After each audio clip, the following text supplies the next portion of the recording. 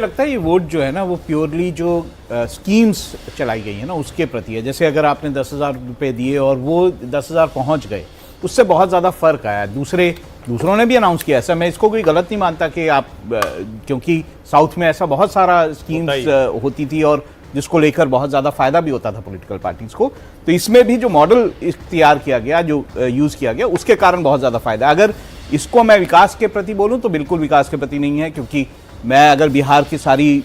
चीज़ों को देखता हूं तो 65 लगभग 65% हाउस होल्ड्स में एक माइग्रेंट,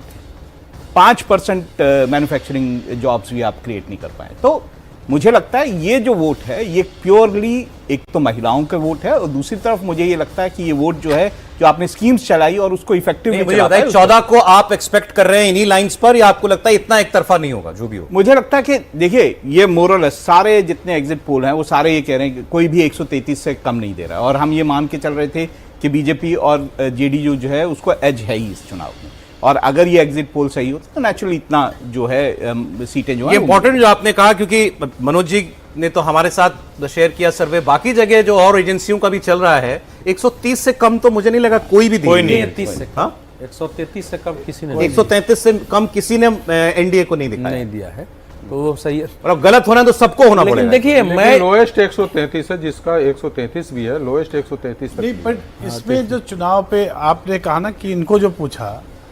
कि क्या हेडलाइंस लिखेंगे, तो प्रदीप जी तो कुछ